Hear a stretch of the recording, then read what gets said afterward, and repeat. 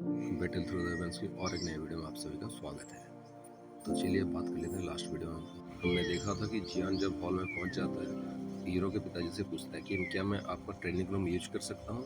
इसके बाद वो बोलते हैं कि हाँ क्यों नहीं, तुमने मेरा ट्रीटमेंट किया, मुझे ज़िंदगी नया ज़िंदगी दी, और ये भी कोई बात है कि मेरा ट्रेनिंग रूम तुम यूज नहीं कर सकते। उसके बाद वो हीरो को बोलते हैं कि तुम इनको लेके हमारा जो फैमिली का ट्रेनिंग रूम है उसके पास लेके जाओ, इनको छोड़ दो वहाँ पे, क्योंकि जियान ने बताया था कि उसको अभी ब्रेक थ्रू करना है। इसके बाद जियान और हीरो दोनों मिलके उस रास्ते पे निकल जाते हैं जहाँ पे इनका फैमिली का ट्रेनिंग रूम रहा करता है। जाते वक्त कुछ बातें भी होती हैं और हीरो के दिल में भी वो एक्चुअली में फंस चुका था। वो हीरो जियान को सिलेक्ट कर चुका था मन ही मन में, लेकिन जियान को ये सब चीज़ें पता नहीं होती। जब वहाँ पे वो पहुँच जाते हैं ट्रेनिंग रूम में, स्टोन प्लेटफॉर्म में छोड़ते हुए हीरो पूछता है क्या वो जो लड़की है वो हमारी वाइफ है।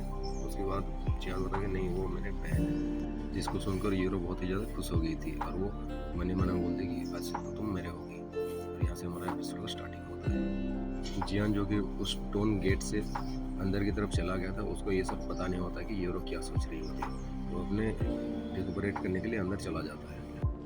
जब जियान अंदर पहुंच जाता है तो उसके सामने बहुत ही बड़ा एक स्पेशियस रूम रहता है, जो कि बहुत ही अच्छा दिख रहा था देखने में। 2-3 स्टेप्स लेने के बाद वहाँ पे एक प्लेटफॉर्म भी दिखाई देता है, जहाँ पे कोई भी बैठ के आराम से ट्रेनिंग कर सकता है बिना कोई परेशानी के। और चारों तरफ देखने से ऐसा भी लगता है कि इसको बहुत ही ज़्यादा क्लीन रखा जा रहा है हर रोज आके, और इसकी वजह से भी ये बहुत ही ज़्यादा अच्छा लग रहा होता है। जियान जो कि अंदर आ चुका था पूरी तरह से चारों तरफ थोड़ा सा देख लेता है और थोड़ा सा इंस्पेक्शन कर लेता है। हालांकि कोई प्रॉब्लम ना हो, लेकिन फिर भी चारों तरफ थोड़ा चेक करने में कोई बुराई नहीं है, क्योंकि ऐसा है कि जियान बहुत ही ज़्यादा एक्सपीरियंस्ड है और ऐसे ऐसे जगह पे थोड़ा ज़्यादा केयरफुल रहना पड़ता है, क्योंकि इनसे मिले ज़्यादा दिन नहीं हुआ है इनसे। और वो भी जानता है कि किसी को भी अंधे तरीके से भरोसा नहीं किया जा सकता। जब देखता है कि रूम में कोई गड़बड़ नहीं है, तभी वो स्टोन गेट में अपना एक सील लगा देता है। तभी जियान अपनी फिंगर पे जो रिंग रहती है उसको रब करके बोलता है कि मास्टर क्या सब ठीक है इधर। तो उसके मास्टर उसके सामने तुरंत ही प्रकट हो जाते हैं उसके सामने उस रूम में, और बोलते हैं कि हाँ अभी सब ठीक है, तुम यहाँ पे अभी ट्रेनिंग कर सकते हो। गोल्डन ड्रैगन किंग बताते हैं कि पहले जो तुम्हारे पास अभी जो सोल सोल सीरम है या फिर जो सोल सोर्स है जिनको तुमने इकट्ठा किया था उस आत्माओं से, उसको तुम अपने जो सोल क्षेत्र से बाहर निकालो और उनको अभी अपने सोल पावर से मर्ज करके तुम कंसंट्रेट करो। जब ये कंप्लीट हो जाएगा उसके बाद मेरे पास 2 स्क्रॉल है, एक फाइटिंग स्किल का 2 स्क्रॉल है, उसको तुम प्रैक्टिस कर सकते हो यहाँ पे। ये कहने के बाद उनको एक ब्रीफ प्लानिंग दे देता है जियान को।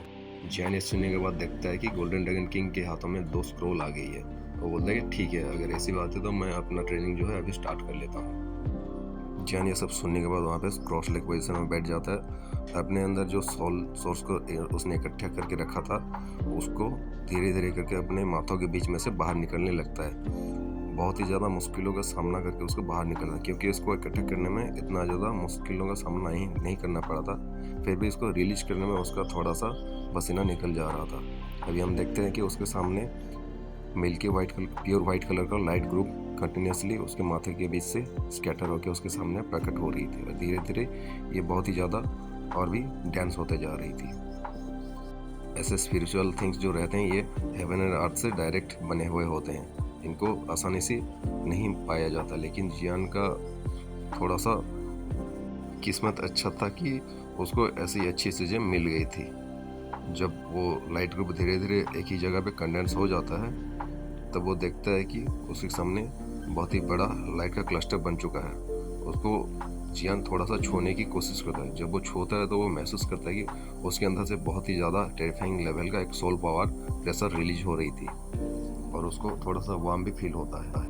तभी सामने जो खड़े थे उसके गुरुजी या फिर उसके मास्टर बोले, वो बोलते हैं कि इसको तुम अपनी फायरल की मदद या फिर तुम्हारा जो हेवनली फायर है उसकी मदद से इसको रिफाइन करके इसको तुम अपने अंदर एब्जॉर्ब करो, क्योंकि ये हालांकि ये बहुत ही ज़्यादा प्योर है, लेकिन फिर भी इसको तुम रिफाइन करके अपने अंदर एब्जॉर्ब करोगे तो तुम्हें बहुत ही ज़्यादा फायदा होगा। क्योंकि हम ये नहीं कह सकते कि ये पूरी तरह से प्योर है, और इसके अंदर कुछ ऐसे भी आत्माओं की जो भावनाएं भरी हुई हैं जो जिनके अंदर थोड़ा सा नेगेटिविटी हो सकता है। ये सुनने के बाद जियान अपने अंदर से जियोली के तुरंत ही बाहर निकल लेता है, और इसको तो बताने की ज़रूरत नहीं है क्योंकि जियोली उसके अंदर ही कनेक्टेड रहती है, तो उसको सब बातें पता रहती है पहले से ही। और क्योंकि उसके अंदर एक ऐसी फ्लेम है जो कि 3rd नंबर का फ्लेम माना जाता है औद्योगिक कंटेनर में, जिसका नाम है प्यूरिफाइंग डेमोनिक लोटस फ्लेम। वो दुनिया की किसी भी चीज़ को आराम से प्यूरिफाई कर देता है। इसी की वजह से ये सोल सोर्स जो है उसको भी अच्छी तरह से वो प्यूरिफाई कर पाएंगे। तभी जियोली के अंदर से एक वाइट कलर का क्लस्टर, मिल्की वाइट कलर का क्लस्टर निकलता है, और वो जाके चारों तरफ उस फ्लेम को लपेट लेता है और उसको धीरे धीरे रिफाइन करने लगता है। अब ये सही रिफाइनिंग का प्रोसेस कुछ देर तक चलता रहता है, कुछ घंटों तक चलता है, और इसकी वजह से जो सोल पावर है वो एक रेडिफाइंग लेवल का एनर्जी फ्लक्चुएशंस को भी चारों तरफ फैला रही थी, और इसकी वजह से जो जियोली थी उसको भी थोड़ा सा बेनिफिट मिल जाता है। अभी ऐसे ही रिफाइनिंग का प्रोसेस कुछ घंटों तक चलता रहता है। इसकी वजह से जियोली जो थे उसको भी थोड़ा सा थकान का महसूस हो गया था। उसके बाद जियान बोलता है कि चलो तुम अभी साइड हो जाओ, मैं इसको खुद ही संभाल लेता हूँ। यह कहने के बाद जियोली साइड में रेस्ट करने के लिए चला जाता है। जब जियान कुछ देर के इसको रिफाइन करता है, उसके बाद ये पूरी तरह से रिफाइन हो जाता है। अब ये इसको देखने पर ऐसा लगता है कि जो पहले एक बड़ा सा लाइट का गुच्छा लग रहा था, अभी एक छोटा सा क्रिस्टल की तरह, एक मतलब वाइट कलर क्रिस्टल की तरह दिख रहा है, और उसका जो साइज है वो भी पहले से 10 गुना छोटा हो चुका है। भले ही ये साइज में छोटा दिख रहा हो, लेकिन इसका जो पावर लेवल है वो बहुत ही ज़्यादा प्योर, और पहले जितना था उससे भी ज़्यादा एक पावरफुल ऑरा को ये रिलीज कर रहा था अभी देखने पर। और ये देखने पर ऐसा लगता है कि बहुत ही ज़्यादा स्ट्रॉन्ग ऑरा है। जियान एक डीप ब्रेथ के साथ अपना हैंड सील को चेंज करने लगता है। उसके हैंड सील को चेंज होते ही उसके माथे के बीच से और एक लाइट का मतलब एक सक्शन फोर्स क्रिएट होकर वहाँ से एक ऊर्जा बाहर निकलने लगती है। ध्यान से देखें तो इसके अंदर से एक छोटा सा आकृति बाहर निकल के उसके सामने खड़ी हो रही थी, और धीरे धीरे एक ह्यूमन की तरह एक फिगर में कन्वर्ट हो रही थी। पूरी तरह से ये जब बन जाती है, हमें पता चलता है कि ये कुछ जियान से मिलता जुलता आकृति है, मतलब जियान का सोल क्लोन है शायद। लेकिन वो पूरी तरह से जियान की तरह नहीं दिख रहा था, थोड़ा सा ट्रांसपेरेंट दिख रहा था। जब वो सामने आ गया था, पूरी तरह से प्रकट हो गया था, वो सामने देखता है कि एक क्रिस्टल की तरह दिखने वाला एक जो लाइट का गुच्छा है, उसमें से वो सोल पावर को खींचने लगता है धीरे धीरे।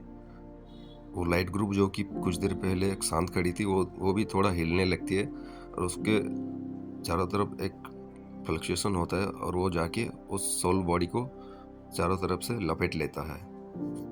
जब ये सोल सोर्स जो रहता है लाइट का ग्रुप पूरी तरह से उसके बॉडी को लपेट लेता है, उसके बाद जियान का सोल क्लोन उसी सोल की जो लाइट का गुच्छा थी वो अपने बॉडी के चारों तरफ देख के उसको मुंह से अपने तरफ मतलब अंदर खींचने लगता है, और उसको खुद में मर्ज करने लगता है। जैसे जियान का सोल बॉडी उस सोल सोर्स को ज़्यादा से ज़्यादा इनहेल करते जाते उसके पैरों के नीचे एक क्रिस्टल लाइक का लेयर बनने लगा था, और वो धीरे धीरे शरीर के चारों तरफ ये जो लेयर था फैलने लगता है। ये प्रोसेस चलता रहता है, और वो सोल बॉडी जो रहता है जियान का, वो उस लाइट ग्रुप को इनहेल करके उसको अपने अंदर मर्ज करते करते उसको ऐसे देखते देखते 20 दिन बीत जाते हैं। जब ये 20 दिन बीत जाते हैं, उसके बाद एक लास्ट रे ऑफ लाइट जो रहता है उस लाइट का गुच्छे का, उसको भी एब्जॉर्ब कर लेता है वो सोल बॉडी। जब ये सोल सोर्स जो था यहाँ पे इकट्ठा हुआ था वो पूरी तरह से ख़त्म हो जाता है, वहाँ पे एक छोटा सा ब्लास्ट होता है उसके मुंह में से, या फिर उसकी सोल बॉडी के सामने एक छोटा सा ब्लास्ट होता है, और ये रूम जो था वो थोड़ा सा क्वाइट स्टेट में चली जाते हैं कुछ देर के लिए। हमारा ध्यान उस बंदों की तरफ चले जाते हैं। वहाँ पे हम देख सकते हैं कि अभी दो जियान खड़े हुए हैं, और ये कहना मुश्किल है कि कौन सा असली वाला है और कौन सा उसका सोल बॉडी है, क्योंकि इनके अंदर से सेम पावर लेवल रिलीज हो रहे थे, और उनके अंदर से जो पावर का जो प्रेशर था वो भी सेम ही निकल रहा था। उनका पावर भी 3 स्टार डूडी में है, उनका अपीयरेंस भी सेम दिख रहा है, लगभग एक मिरर की तरह, मतलब एक दूसरे को एक मिरर में दिख रहे हैं ऐसा लग रहा होता है। अगर कोई बंदा आ जाए सामने और इनको पहचानने की कोशिश करे तो वो पहचान नहीं पाएगा कि कौन सा वाला ओरिजिनल है और कौन सा वाला सोल बॉडी है। अगर मैं आपको बता दूं तो ये जो सोल बॉडी है इसका पावर भी जियान के बराबर हो चुका है अभी एक 3 स्टार डूडी में। जियान जो कि यहाँ पे 20 दिनों से अपनी आंखों को बंद करके बैठा हुआ था, वो अभी अपना आंखों को खुलता है और देखता है कि उसके सामने एक और भी जियान बन चुका है जो कि उसी के बराबर पावरफुल है, और ये देख के वो बहुत ज़्यादा खुश हो जाता है। अभी जियान को गोल्डन ड्रैगन किंग बताते हुए बोलते हैं कि तुम्हारा जो प्रीवियस सोल पावर था वो सिर्फ सोल लेवल पे था और अभी तुम एम्परर जोन में एंटर कर चुके हो। मैं तुम्हें अगर बता दूं तो तुम जो सोल पावर को भी एब्जर्व किए हो, उसकी वजह से तुम्हारा जो सोल पावर है वो नॉर्मल लेवल से ब्रेक थ्रू करके अपना जो एम्परर जोन रहता है उसके अंदर मोटर लेवल में ब्रेक थ्रू कर चुका है। हाँ, इसको तुम अंडर एस्टिमेट मत करना बिल्कुल भी, क्योंकि ये दिखने में एक 3 स्टार डोडी लग रहा होगा, लेकिन इसका जो पावर है ये सोल पावर का है, क्योंकि ये सोल पावर में 3 स्टार डोडी में पहुंच चुका है और ये अच्छा खासा एक 5 स्टार डोडी को भी बीट कर सकता है, क्योंकि उनके अंदर इतना अच्छा सोल पावर नहीं रहता। हालांकि अभी ये सिचुएशन आ चुका है कि जियान को अपने और एक ट्रम्प कार्ड मिल चुका है और ये फाइटिंग में इसको इस्तेमाल कर सकता है। अभी जियान को आगे चल के इस सोल बॉडी की मदद से बहुत ही ज़्यादा फ़ायदा होने वाला है और ये इसका एक नाम भी रखेगा और इसका बहुत ही ज़्यादा यूजेस रहेंगे इसके साथ। और इसी के साथ अभी यहाँ पे 2 जो फाइटिंग टेक्निक्स थे उसको भी प्रैक्टिस करने वाला है। तो आज का एपिसोड हम यहीं पे ख़त्म करते हैं।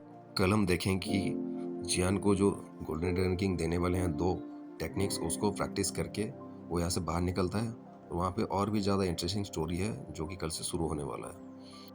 आज का जो एपिसोड है थोड़ा सा देर हो गई आने में। बाय द वे, जैसे जैसे हमारा स्टोरी लाइन आगे बढ़ता जाएगा, हमारा जो स्टोरी है धीरे धीरे और भी ज़्यादा इंटरेस्टिंग होने लगा है और इसकी वजह से हमें भी मज़ा आता है इसको एक्सप्लेन करने में। तो मिलते हैं नेक्स्ट एपिसोड में, तब तक के लिए बने रहिए हमारे साथ। नमस्ते।